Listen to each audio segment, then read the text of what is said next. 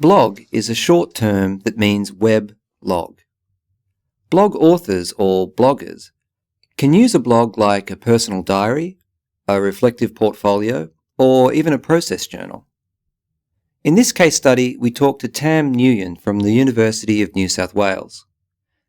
Tam uses blogs alongside her traditional 4-hour face-to-face studio class for first-year architectural students. This case study highlights benefits, but also outlines key considerations you need to be mindful of when you're teaching using blogs. We spent so much time presenting and looking at process work that we had no time to actually look at concepts. And students would be going home, sitting in front of a computer or a textbook, and still not understanding what they had to do. And so I changed my strategy and chose to use up all the studio time to help them understand that. And knowing that once they understand it, they can go away and produce what I wanted them to produce. So I decided to use blogs as the driving tool within my course. I had different sections for the course. The section that they did go to the most was the blog section. And every student has a personal blog. Their name appears on the top. And they can see all their other classmates as well, and they can click into each other's classmates and actually see the work.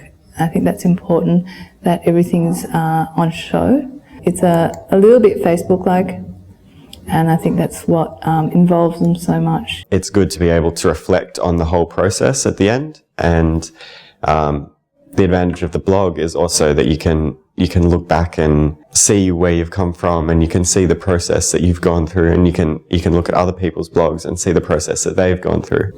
So you can see all these posts that have been placed up throughout the session, and as you can see, they range from images, text, discussions. They use it for all sorts of reasons, to present final work, to post process work, to put up some thoughts. So some of them actually put lots of posts up about their thoughts.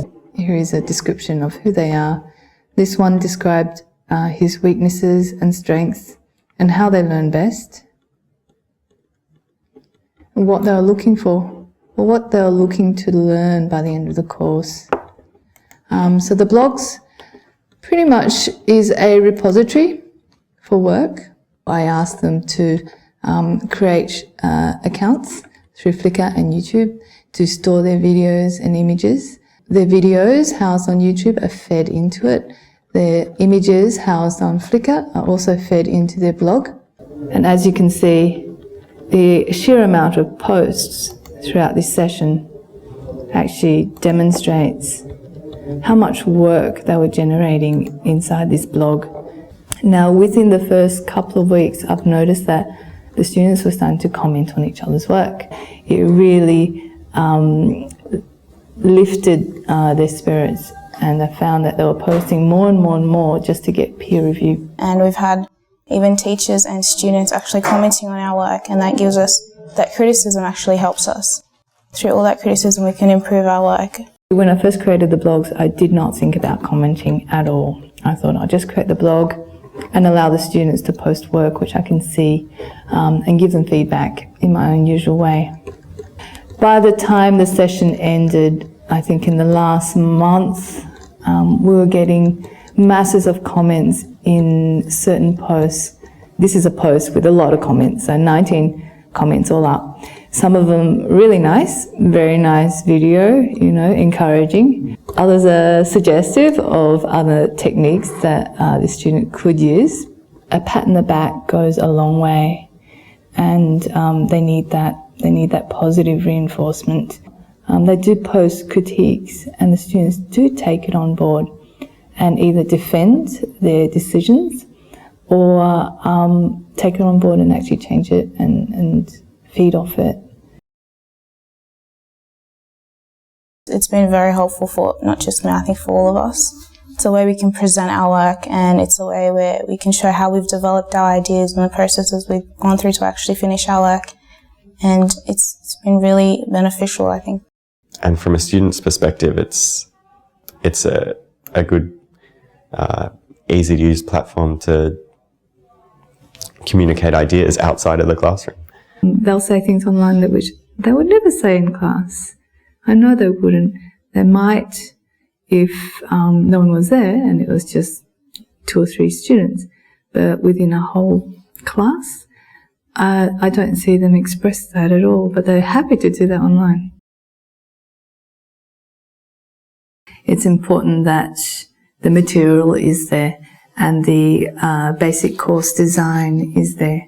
The objectives, the outcomes, they're all important things that need to be there way before the technology gets used. Do I want them to process work? Do I want this blog to be reflective? Do I want this blog to be a presentation of their work, a portfolio of their work? In what context do I want this blog to be? Whether it be a weekly thing, a monthly thing, that needs to be regular and consistent. So that needs to be on the table way before the blogs get created. It helps to go and see blogs. And I didn't realise I was actually seeing blogs all the time. I just didn't realise they were blogs. But it helps to actually go and see as many blogs as possible just to understand what blogging can do. I've had to change my teaching strategies quite a lot to accommodate the online environment. I've had to actually justify in a lot of situations and explain why I'm using it, where they can actually benefit from. And it's difficult for students to see those benefits without actually using it yet. I think it's a balance.